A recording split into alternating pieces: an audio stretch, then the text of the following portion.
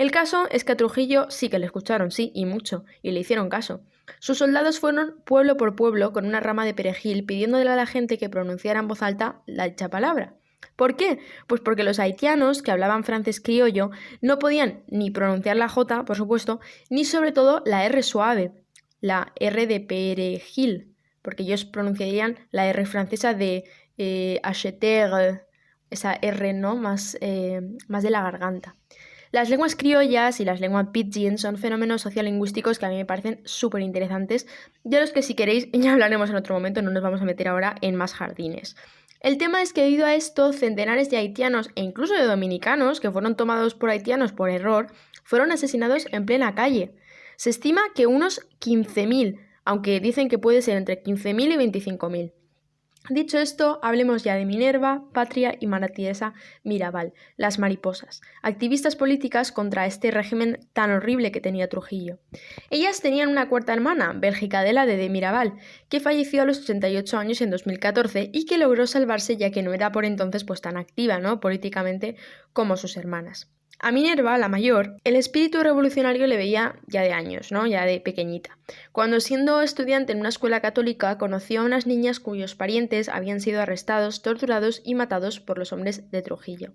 Esto le hizo empezar a reflexionar y a darse cuenta de la situación, de lo que verdaderamente suponía el régimen y estaba pasando en República Dominicana. Por eso, cuando en una fiesta en San Cristóbal en la que coincidió con Trujillo, él se le insinuó, Minerva se armó de valor y tuvo los ovarios de mandarle hacer puñetas. Así que él, claro, herido en su orgullo de macho alfa, decidió que haría lo que estuviera en su mano para hacerle la vida imposible a esa jovencita que había tenido la desfachatez de resistírsele, ¿eh? A ver qué estamos diciendo. Que no sé por qué, pero yo aquí huelo a masculinidad frágil. En fin, Minerva fue la primera de las hermanas en entrar al activismo y lo hizo de la mano de Manuel Tavares, líder del movimiento revolucionario 14 de junio, del que ella empezó a formar parte. Con el tiempo, Manuel se convirtió en su esposo. Esta plataforma incluía a todo tipo de perfiles, campesinos, jóvenes, estudiantes, y había gente de todas las nacionalidades distintas dentro de Latinoamérica, cubanos, puertorriqueños, dominicanos, de todo. Y como no podía ser de otra manera, para variar, Trujillo intentó desmantelarla por todos los medios, pero no lo consiguió del todo nunca, porque aquello, más que una plataforma, más que un partido, era un espíritu, una idea, el antifascismo y la defensa de los derechos humanos. En sus 10 años de matrimonio con Manuel, Minerva tuvo 2 hijos. Patria, sin embargo, se casó muy joven, a los 17 años, con Pedro Antonio González y tuvieron 4 hijos. Y María Teresa se casó a los 24 años con un tal Leandro Guzmán, con quien tuvo una sola hija. Es decir, que todas tenían familia, todas tenían maridos, todas tenían hijos, pero a Trujillo esto no le importó. Es más, se aprovechó de ello para hacerles más daño todavía. Minerva y María Teresa habían sido arrestadas ya varias veces. En una de las cárceles en las que estuvieron, la Victoria, se las violó. Y esto es muy representativo porque en situaciones y lugares de conflicto a los hombres se los mata, sí, pero a las mujeres antes de eso se las viola. Y es increíble ver cómo hemos sido y seguimos siendo las perjudicadas en cualquier guerra o en cualquier caso extremo por el simple hecho de ser mujeres, cómo automáticamente se han violado y se violan nuestros derechos en todas partes del mundo, sin excepción. En 1960, Minerva y María Teresa fueron juzgadas junto con sus esposos por atentar contra la seguridad del Estado dominicano, o sea, alucinante. Y como no, se las consideró culpables y se las sentenció a 3 años de prisión. Sus maridos sí que cumplieron la condena, pero ellas no duraron mucho y ahora veréis por qué.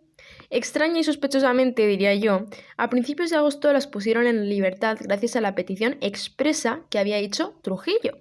En cambio, sus esposos se les obligó a continuar en prisión. Entonces, yo ahí ya hubiese sospechado algo, pero claro, ellas, sorprendidas pero sin temblaros el pulso, pues lo primero que hicieron fue reanudar rápidamente sus actividades políticas. Reuniones, discursos, pancartas, panfletos, de todo. Así que Trujillo, de forma aparente, se hartó, como si fuera tonto y no hubiera sido capaz de darse cuenta de que dejarlas en libertad solo haría que volvieran a las andadas. Y puso en marcha su plan, ayudado del general Pupo Román. Lo primero que hicieron fue trasladar a los maridos de las Mirabal de la prisión de la Victoria en la que estaban a la de Salcedo. Y esto, claro, fue recibido para ellos como una muy buena noticia, porque así tardarían menos tiempo en ir a visitarlos, los tendría más cerca, no sé qué, no sé cuántos. Pues no, nada de eso. No sabían que en realidad estaban enredándose cada vez más y más y más en la trampa de Trujillo. Y así, el 25 de noviembre de 1960, cuando Minerva, María Teresa y Patria volvían en coche con su chofer de ver a sus esposos, 4 hombres del servicio militar las interceptaron. Las violaron, las golpearon hasta la muerte y subieron sus cuerpos al vehículo en el que viajaban. Después los arrojaron por un barranco para que pareciera un accidente automovilístico. Evidentemente no coló. Nadie se creyó aquello y aunque Trujillo estaba convencido de que por fin había conseguido eliminar uno de sus mayores problemas, en realidad solo acababa de crearlo. Como dijo la hermana que sobrevivió, Ángela Bélgica de Mirabal, fue tan horroroso el crimen que la gente empezó a sentirse total y completamente insegura, aun los allegados al régimen, porque secuestrar a 3 mujeres, matarlas a palos y tirarlas por un barranco para hacerlo parecer un accidente es horroroso. Porque, y esto es importante, ahora citando a Julia Álvarez, escritora estadounidense de origen dominicano y autora de la novela El tiempo de las mariposas, sobre el tiempo de las mariposas, sobre el tiempo de las Mirabal, esta historia cansó a los dominicanos, que dijeron, cuando nuestras hermanas, nuestras hijas, nuestras esposas, nuestras novias no están seguras, ¿de qué sirve todo esto? Y tenía toda la razón. Afortunadamente, el crimen despertó a gran parte de la sociedad dominicana, que se alzó contra el dictador. La noche del 30 de mayo de 1961, exactamente en el kilómetro 9 de la carretera de San Cristóbal, cuando Trujillo se dirigía a ver a su amante, una decena de hombres armados la interceptaron. Recibió más de 60 balazos. Aquella misma noche, su hijo, su esposa y los demás familiares embarcaron en un yate llamado Angelita, que bueno, vergüenza ajena me tendría que dar a mí llamar a mi yate Angelita, pero bueno. Y iban con los restos de Trujillo a bordo y nada más y nada menos que 95 millones de dólares en lingotes de oro. Parecía aquello el Juego de Tronos. Desde Guadalupe cogieron un avión hacia París, donde fue enterrado el cadáver del dictador, hasta 1970, cuando, alucina vecina, fue trasladado al cementerio de Mingo Rubio, o sea que ahora está con su amiguito Franco, que fue quien permitió que fuera a parar allí, ya que República Dominicana se niega a coger los restos, lo cual me parece absolutamente maravilloso. 2 años después de esto, Manuel Tavares, Manolo, el que fuera marido de Minerva, fue fusilado cuando se alzó en una rebelión armada junto con otros militantes del movimiento 14 de junio. Hoy en día está enterrado junto a las Mirabal, a las afueras de la ciudad de Salcedo, cuya provincia se llama Hermanas Mirabal en honor a María Teresa, Patria y Minerva. Unos 20 años después de su asesinato, en 1981, Bogotá, Colombia, acogió el primer encuentro feminista de Latinoamérica y el Caribe. En aquel encuentro se habló sobre todo de violencia policial, del acoso sexual, de las violaciones y de las torturas. Allí ya se propuso establecer el 25 de noviembre como Día Internacional contra la Violencia de Género, en homenaje a las Mirabal. Tiempo más tarde, en 1999, como comentaba antes, la ONU lo aprobó y desde entonces se hacen diversas campañas todos los años. Para darnos cuenta de cómo la violencia hacia las mujeres sigue ocurriendo, veamos algunos datos de estudios recientes al respecto. Según el Instituto Internacional de Investigaciones y Capacitación de la ONU para la Promoción de la Mujer, INSTROW por sus siglas en inglés, más del 50% de las mujeres y niñas en América Latina y el Caribe ha sufrido agresiones de alguna índole por parte de sus parejas o exparejas. Según la ONU, la violencia en sus propios hogares es la principal causa de las lesiones que sufren las mujeres de entre 15 y 44 años en el mundo. Concretamente, en América Latina, entre el 30% y el 40% de mujeres ha sido víctima de algún tipo de violencia intrafamiliar.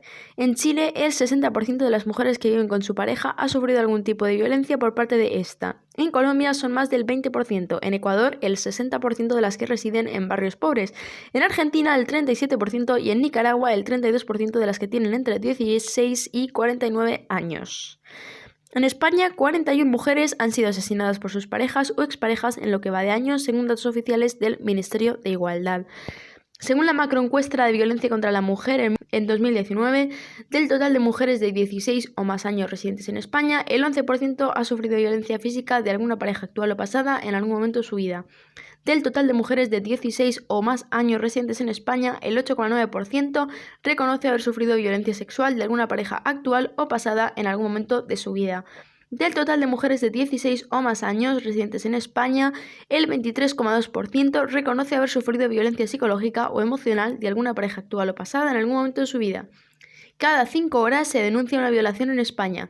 En 2019 se registraron un total de 15.338 agresiones sexuales frente a las 13.782 de 2018. El número sube y sube y sube sin parar, como estaréis viendo, pero es que todavía se empeña en culpar a la víctima.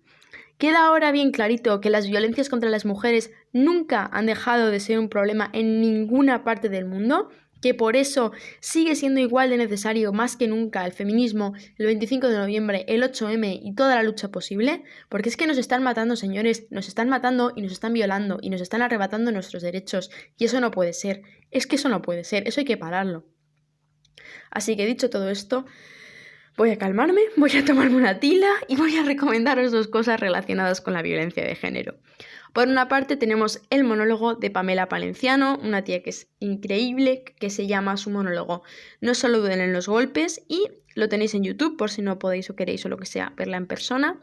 En este monólogo, Pamela habla de su experiencia con la violencia de género, de su experiencia hablando sobre violencia de género, y es que es increíble ver cómo consigue hacerte reír tanto tocando temas tan serios, cómo junta ironía con reivindicación, haciéndolo increíble y maravilloso. Por otra parte, mi segunda recomendación de hoy es una novela, ¿vale? Que se llama Clementine y es de Clara Cortés. Veamos, antes de decir nada, es preciosa, ¿vale? Pero desgraciadamente es muy dura y trata temas muy difíciles que a según qué personas pues no les puede hacer sentir bien leer, o sea, trigger warning, ¿vale? Esta joyita de novela habla de relaciones tóxicas, de salud mental, de dependencia emocional, o sea, toca un montón de temas.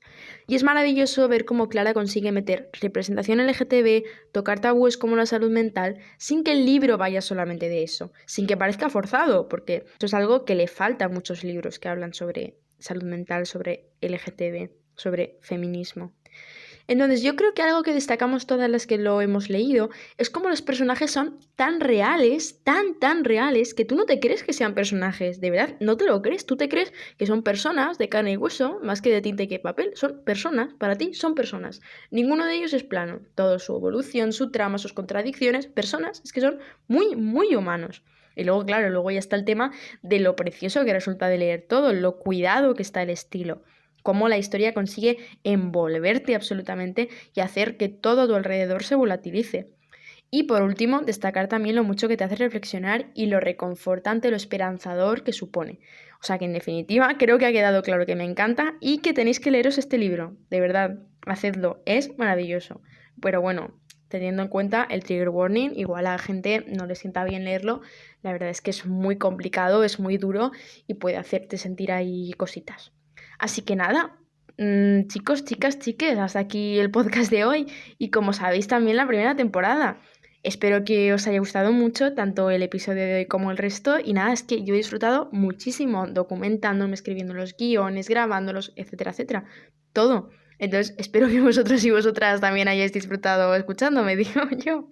Yo súper contenta de cómo está quedando este proyecto y a la vez me muero de ganas de empezar el de diciembre, el siguiente, o sea, es algo muy guay, ya lo veréis próximamente, me callo. Y ya en enero volvemos a tope, como os he dicho, energías renovadas, listas para seguir hablando de feminismo, aquí no nos callamos nunca, así que bueno, cuidaos mucho y adeu.